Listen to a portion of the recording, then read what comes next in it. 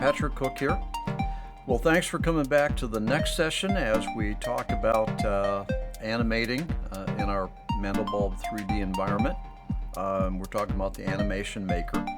The last session we were just finishing up on talking about the preview, and I left you with the words of wisdom that you want to preview at the low resolution at a smaller scale, size and less detail as much as possible, so that you don't wind up expending a lot of time in rendering out your animation only to find that one of the keyframes isn't quite right. Let's talk about these little buttons down in here. Now, okay, so here, let's we won't do these in any particular order here. Let's do them in the order that makes sense. This is your output folder. Now, that's the folder on your hard drive that this animation maker is going to output your subframes. All right, so let's just say I'm going to put it here. Well, that's interesting. All right, now it's very interesting. Look, I don't know what that is. That German or Japanese? I don't know what that is. It's a little maybe oversight in the code. Maybe somebody was trying to do what they call culture, and the Mandelbulb 3D software doesn't understand the culture that I'm in, that is English. And so I always get this. What I was trying to do here is to make a new folder from this Mandelbulb window. Well, that's not going to work out too well for me because I don't know which one of these here is new folder. I don't know what that means. So here's what I do. It's a little idiosyncrasy of this thing. So what I do is I come over here. All right, this is our Mandelbulb 3D tutorial. And what I like to do is I like to say image segments. All right, so I made myself a folder called image segments. You can call them subframes, you can call them my stuff, whatever you want. Now I'm going to select the output folder. There we go, image, okay, and then open.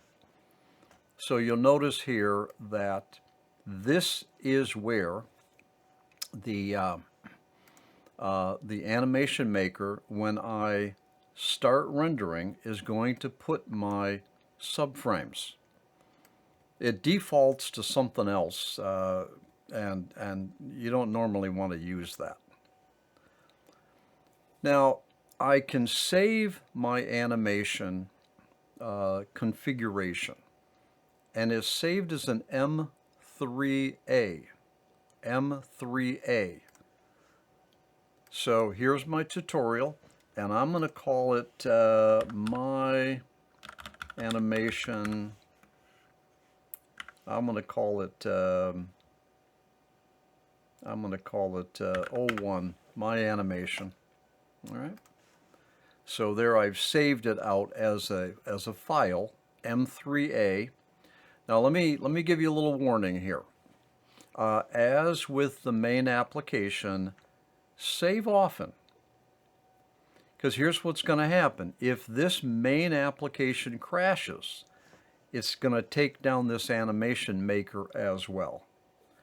And then you'll have to start all over if you haven't saved the animation. So save the animation frequently. Another tip, the other reason that you save the animation frequently is because invariably you are going to get these keyframes all messed up. You're going to lose track of what you're doing, and you're going to say, oh my goodness, where was I? There is no history that I'm aware of as to the keyframes.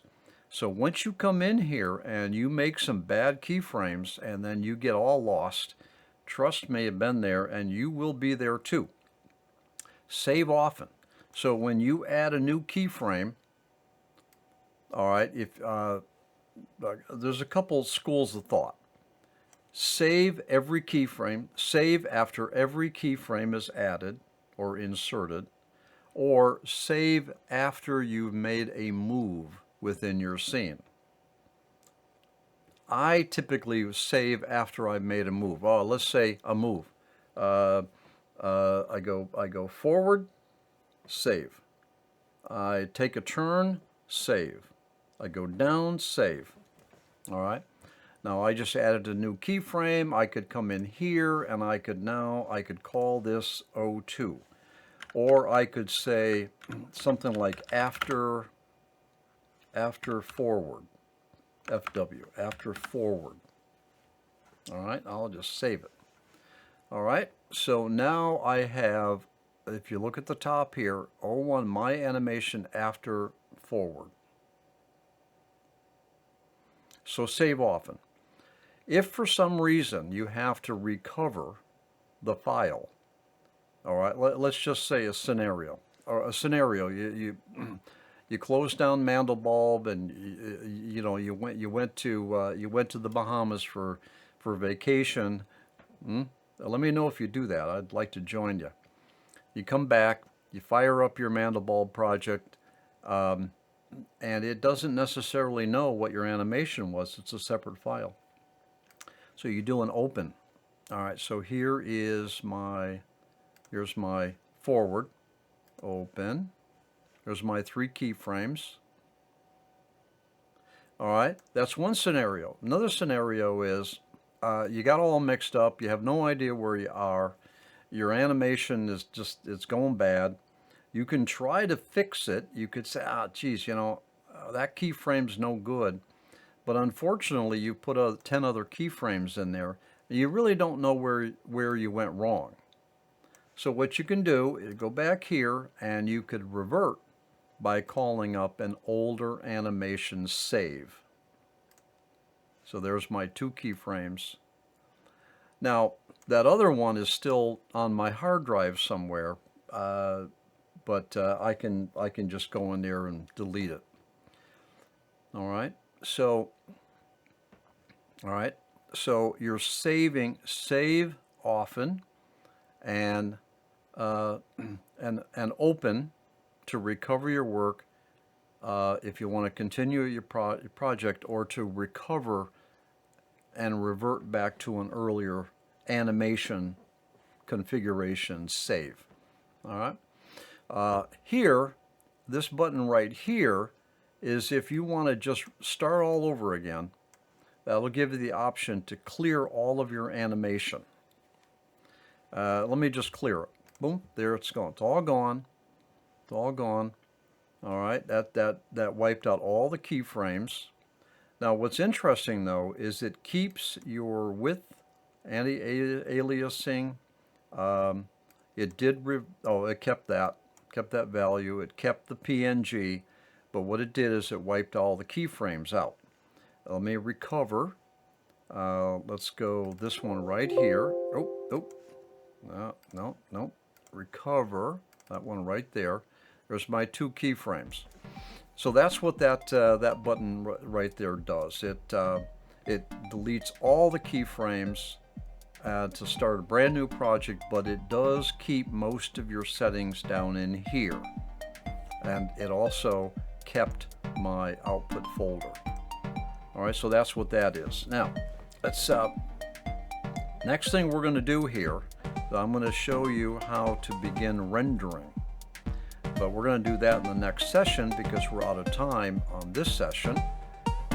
So I'll see you back here in a couple minutes, okay? See you then.